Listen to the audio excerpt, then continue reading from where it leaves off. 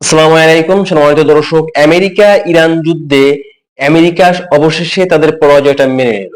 America আনুষ্ঠানিকভাবে স্বীকার করলো যে তারা এই যুদ্ধে পরাজিত হয়েছে এবং তারা এই যুদ্ধ থেকে কোনো প্রকারের উদ্দেশ্য হাসিল করতে তারা পারেনি।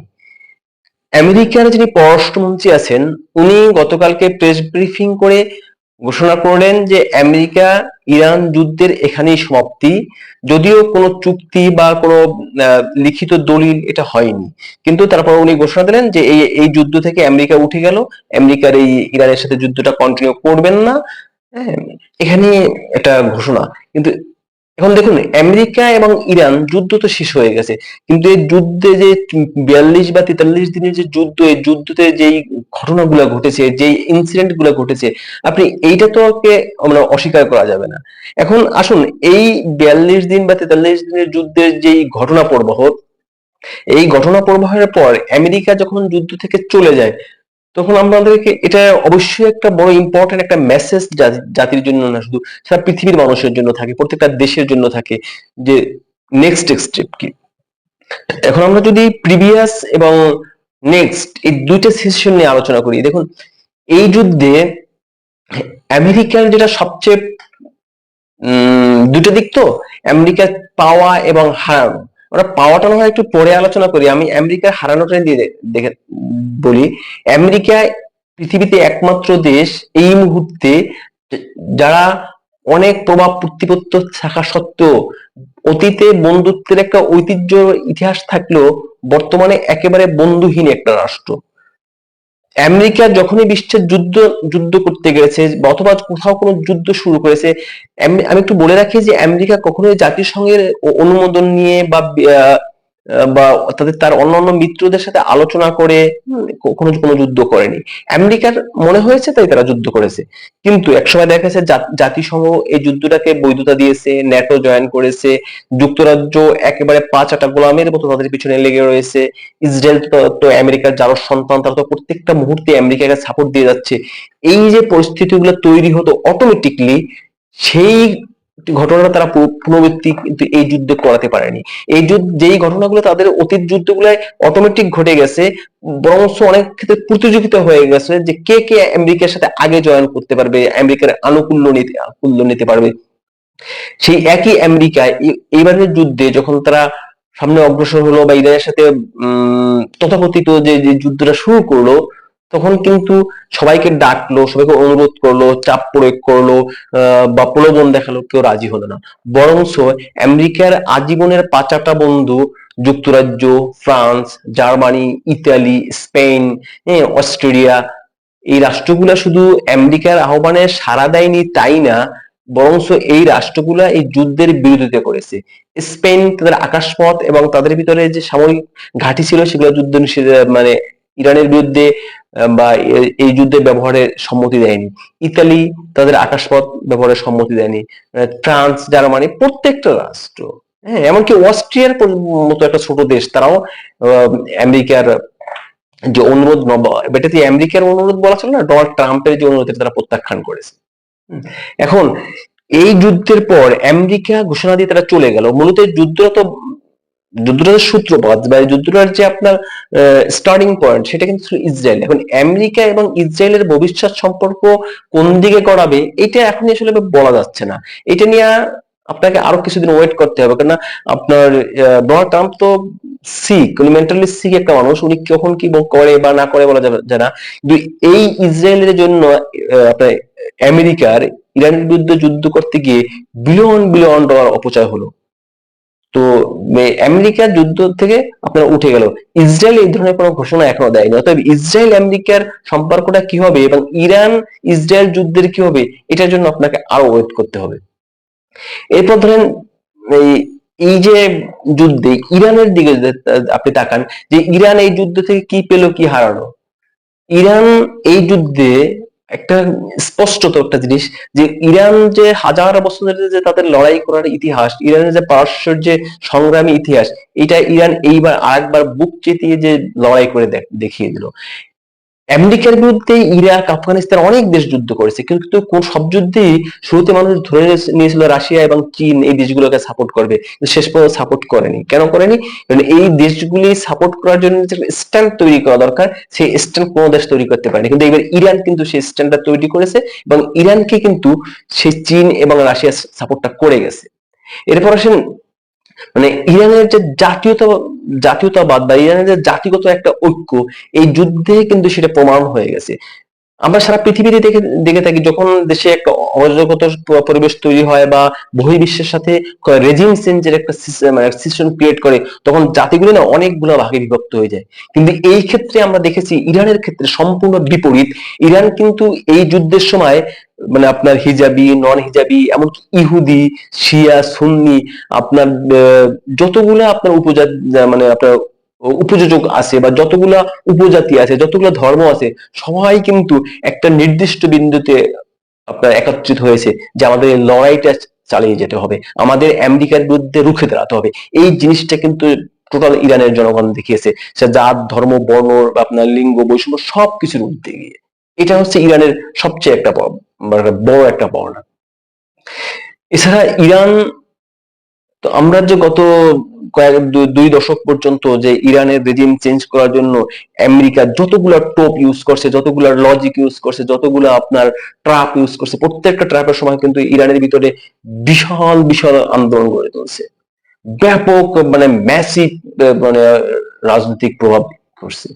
কিন্তু সেইখানে আপনি দেখেন একমাত্র ইরানের মানে কুখ্যাত বা জঘন্য শাসক রেজা শাহ পাহলভীর যে পুত্র, এই একটা জঘন্য নরপশু ছাড়া একজন লোক কিন্তু আপনার আমেরিকার এই যুদ্ধকে সাপোর্ট করেনি এবং ইরানের সরকারের মানে সমর্থন তুলে নেয়নি, বরং তারা শেষ দিন পর্যন্ত তারা ইরানি, তারা এই যুদ্ধে জয়েন করতে পেরেছে, এই যুদ্ধে তারা লড়াই করতে পারতেছে, এই জন্য তারা গর্ব করছে। এখন ইরানের আপনার যে আপনি যে একটা ক্ষয়ক্ষতি বা এই যুদ্ধে যে পরিণাম ইরান ভোগ করছে, এর ভিতরে তো দুই দিক থেকে, একটা হচ্ছে ইরানের অর্থনৈতিক ক্ষয়ক্ষতি আর একটা হচ্ছে রাজনৈতিক ক্ষয়ক্ষতি। হ্যাঁ, এই যে আপনার রাজনৈতিক এবং অর্থনৈতিক ক্ষয়ক্ষতি যদি দেখেন, এখানে যদি আপনার রাজনৈতিক ক্ষয়ক্ষতিটা দেখেন যে ইরানের আসলে কিছু নেই, ইরান একেবারে ধ্বংস। একটা দেশের সর্বোচ্চ ব্যক্তি, রাষ্ট্রপতি, প্রধানমন্ত্রী, তারপর আইআরজিসি প্রধান, গোয়েন্দা প্রধান, আপনার পারমাণবিক যে বিজ্ঞানী, সব মারা গেছে। আপনি বলতে পারবেন না যে টপ লেভেলের একজন লোক ইরানে বেঁচে আছে, নট এ সিঙ্গেল বডি, কেউ নেই। তো ইরান বলতে গেলে একবার ধ্বংস হয়ে গেছে মানে মানে চেঞ্জ অফ কমান্ড। কিন্তু ইরানের যে বিভিন্ন বাহিনী বা ইরানের যে সরকার বা জনগণ কিন্তু প্রমাণ করে দিচ্ছে যে সিংহের পেট থেকে সিংহ আসে। তারা অনেক কিছু হারিয়েছে, কিন্তু তারা এটা যেভাবে গড়তে পারবে, তারা এটা নিয়ে কাজ করতে পারবে, এটা তারা প্রমাণ করে দিচ্ছে। কিন্তু ইরানের ব্যাপক ক্ষয়ক্ষতি হয়েছে, যেটা কল্পনাতীত, এবং এই ক্ষতি মূলত পূরণ হওয়ার মতো না। একজন খোমেনি ফিরে আসা সম্ভব না, একজন সায়েন্টিস্ট, যে সমস্ত পারমাণবিক সায়েন্টিস্টরা মারা গেছেন, হ্যাঁ, বা সেনা প্রধান যিনি মারা গেছেন, আইআরজিসি প্রধান মারা গেছেন, এগুলি আসলে অপূরণীয় ক্ষতি।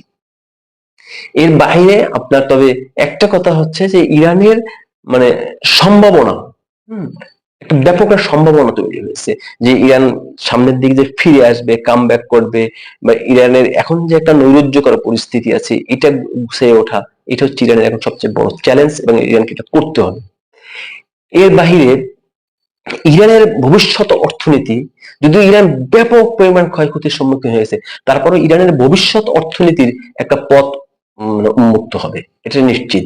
কারণ ইরানের বিলিয়ন বিলিয়ন ডলার সারা পৃথিবীতে আমেরিকার নিষেধাজ্ঞায় যে আটকা পড়ে আছে, যেগুলা বিভিন্ন দেশ আমেরিকার চাপে পড়ে বা আমেরিকার ভয়ে, এমনকি চীন পর্যন্ত কয়েক বিলিয়ন ডলার চীনা ব্যাংক ইরানকে দিচ্ছে না, যে চীনের সাথে ইরানের সবচেয়ে ক্লোজ মানে রিলেশন, বা আমেরিকার বিরোধী অবস্থান থেকে যে ইরান এবং চীন এত কাছাকাছি আপনার মতাদর্শের, কিন্তু তারপরে কিন্তু চীন ভয়ে সেই বিলিয়ন বিলিয়ন ডলার কিন্তু ছাড় দিতে পারেনি। তো এখন যে আমেরিকাকে যেই মানে আপনার লেজে গোবরে অবস্থা করে ইরান ছেড়ে দিয়েছে মাঠে, তো এখান থেকে আপনি বলতে পারেন বা এখান থেকে আমরা আশা করতে পারি যে এই আমেরিকার সাথে বাণিজ্যিক যে নিষেধাজ্ঞা, এটা আসলে খুব একটা বেশি কার্যকর থাকবে না। হ্যাঁ, যে আর যখন এটা খুব একটা বেশি কার্যকর থাকবে না, তখনই দেখা গেছে যে এই এই যে টাকাগুলো, যে বিলিয়ন বিলিয়ন ডলার, এই ডলারগুলো যদি তারা হাতে পায়, তাহলে দেখা গেছে ইরান মাত্র কয়েক বছরের ভিতরে আগের থেকে অনেক ইমপ্রুভ করে ফেলবে। এখন আসেন যে তাহলে ইরানের তো গেল, তো ইসরায়েল কি হবে? ইসরায়েল মধ্যপ্রাচ্যের কাগজে বাঘ হয়ে গেছে।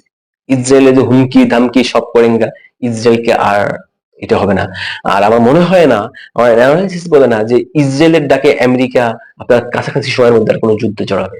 এখন যদি ইরান ইসরায়েল যদি যুদ্ধটা কন্টিনিউ হয়, তাহলে আমার মনে হয় এই মুহূর্তে ইসরায়েল ধ্বংস হওয়ার মতো একটা অবস্থায় যাবে। এর বাইরে আমেরিকার সারা পৃথিবীতে যে একটা প্রভাব ছিল বা তাদের যেটা হাইপ ছিল, এই হাইপটা আমার এই মুহূর্তে আর পৃথিবীতে নেই। এটা এখন পাস্ট হয়ে গেছে। তারা কিছুদিন আগে যে আপনার ভেনেজুয়েলার রাষ্ট্রপতিকে তুলে নিয়ে গেল, এর আগে আপনার লাদেনকে খুন করলো পাকিস্তানের ভিতরে ঢুকে, এর বাইরে আপনার আফগানিস্তানে যে বিভিন্ন জায়গায় তারা যে একটা তাদের শক্তির যে একটা বেলুন দেখাতো, তারা যে তাদের শক্তির যে একটা মানে হাইপ তৈরি করতো, যে আমরা একেবারে করবো, আর পৃথিবীর সবগুলো রাষ্ট্র যে ভয় পেত, এই জিনিসটা আমেরিকার একটা জিরো কোঠায় চলে গেছে, এটা আপনি বলতে পারবেন। এর বাইরে ইরান জিও পলিটিক্সে মধ্যপ্রাচ্যে এখন অপ্রতিদ্বন্দ্বী হয়ে যাবে। মধ্যপ্রাচ্যের এখন যে রাষ্ট্রগুলা যারা এতদিন আমেরিকার প্রোটেকশন নিয়েছে, আমেরিকার সাথে অস্ত্র বাণিজ্য করেছে, আমেরিকাকে ঘাঁটি দিয়ে এতদিন নিজেদেরকে নিরাপদ মনে করতো, এই দেশগুলো না এখন অল্টারনেটিভ খুঁজবে। আর সেই অল্টারনেটিভের একমাত্র কোনো আপনার এখানে কোনো সিঙ্গেল অপশন, এখানে আপনার কোনো মাল্টি মাল্টি চয়েস নেই, সিঙ্গেল অপশন যে আপনার ইরানের প্রতি মানুষ ঝুঁকবে। মধ্যপ্রাচ্যের বিভিন্ন দেশ, কারণ মধ্যপ্রাচ্যের একটা কথা বলি, মধ্যপ্রাচ্যের দেশগুলোতে যেহেতু গণতন্ত্র নেই, মানুষ মত প্রকাশ করতে পারে না, তবে আমরা যতটুকু জানি যে মধ্যপ্রাচ্যের কোন দেশেরই জনগণ আমেরিকাকে বন্ধু হিসেবে চায় না।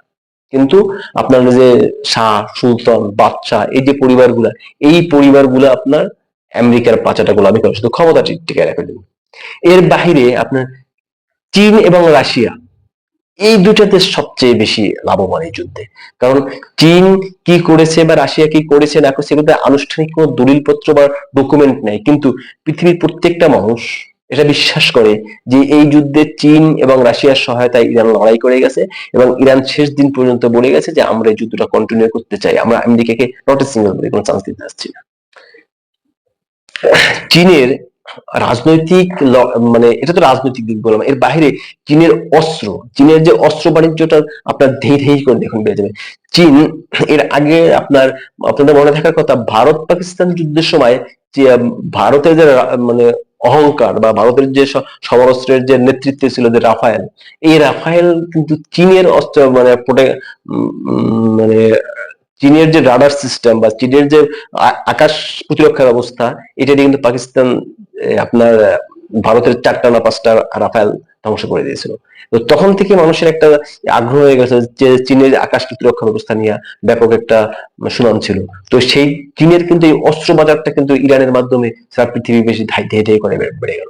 এই আগে যেখানে আমেরিকার মানে ব্যাপক একটা ছিল আপনার অস্ত্র বাজারে তাদের অবস্থান ছিল বা একক প্রতিবদ্ধ মানে আধিপত্য ছিল, এই আধিপত্যটা মনে হয় আর থাকলো না, এখানে চীন ভাগ বসায় দিল। এরপর আপনার সর্বশেষ যে জিনিসটা ছিল সেটা ছিল যে আপনার যে আমেরিকার ত্রুপের তাস, সেটা হলো আপনার হরমুজ প্রণালী। তো হরমুজ প্রণালী দেখেন যে হরমুজ প্রণালী দিয়ে আমেরিকা কতটা সুবিধা করতে পারছে না পারছে সেটা অনেক বিশ্লেষণ করতে হবে, কারণ সরাসরি আপনার ইরানের দুটো জাহাজ তারা সিজ করে নিয়ে গেছে, অথবা মানে যদি ট্রাম্পের বাসায় বলি তাহলে জলদস্যু বা ডাকাতি করে নিয়ে গেছে, এর বাহিরে আপনার কিছু করতে পারেনি। চীন ঘোষণা দিয়ে তাদের শিপ ওখান থেকে পাস করছে। হ্যাঁ, এবার আমেরিকা সরি ইরান তারা টোল নিয়ে আপনার ফায়ার নিয়ে তারপর কিন্তু অনেক দেশের জাহাজ ওখান থেকে রিলিজ করে দিয়েছে। এবং ওইখানে ইরান যে বিশাল সংখ্যক একটা বাণিজ্যিক জাহাজ বিভিন্ন দেশের যে অ্যারেস্ট করে নিয়ে গেছে বা সিজ করে নিয়ে গেছে, এইটা উদ্ধার করার জন্য কিন্তু আমেরিকা খুব তোড়জোড় করছিল এবং অপারেশন শুরু করেছিল। সেখানে আমেরিকার 2টা জাহাজ কিন্তু আপনার ইনজুর্ড হয়ে গেছে, আপনার মানে ক্ষয়ক্ষতি হয়ে গেছে। তো এই সমস্ত পরিস্থিতি দেখেন আমেরিকা কোনো একটা জায়গায় এবার সুবিধা করতে পারেনি। এখন যাই হোক, এটা তো ব্যাপার। এখন তারপরও একটা জিনিস বলি, যেহেতু এই যুদ্ধটা আনুষ্ঠানিকভাবে ঘোষণা দিয়ে শেষ হয়েছে, কোনো ডকুমেন্ট না, কোনো আনুষ্ঠানিক চুক্তি বা দলিল হয়নি, তো এটার ভবিষ্যৎ কি যাবে বা আমেরিকা কত দূর আগাবে বা কোন জায়গায় থামবে সেটা নিয়ে পরে আপনাকে আরো ওয়েট করতে হবে।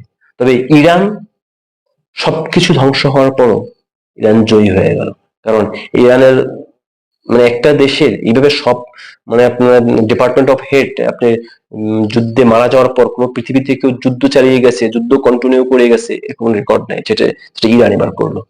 তো যাই হোক, ইরানের এই যুদ্ধ, আমেরিকার এই পরাজয়, আমার ধারণা বিশ্বের 99% লোক হ্যাপি। আমেরিকার এই পরাজয়টা দরকার ছিল। আমেরিকার এই পরাজয়টার জন্য সারা পৃথিবীর মানুষ, বিশেষ করে শান্তিপ্রিয় মানুষ মানে উন্মুখ ছিল। এখন প্রয়োজন ইরানকে পুনর্গঠন করা, ইরানের বাণিজ্যটা উন্মুক্ত করে দেওয়া, এবং ইরানের যে বিলিয়ন বিলিয়ন ডলার বিশ্বের বিভিন্ন ব্যাংকে সিজ করা আছে ওইটা উদ্ধার করা। যাই হোক, অভিনন্দন জানাই বা স্যালুট জানাই ইরানের প্রত্যেকটা নাগরিককে যারা এই যুদ্ধে অংশগ্রহণ করেছে, সেনাবাহিনী, সাধারণ নাগরিক, সরকার, প্রশাসন, আইআরজিসি, যারা আছে সবার জন্য শুভকামনা। আল্লাহ হাফেজ।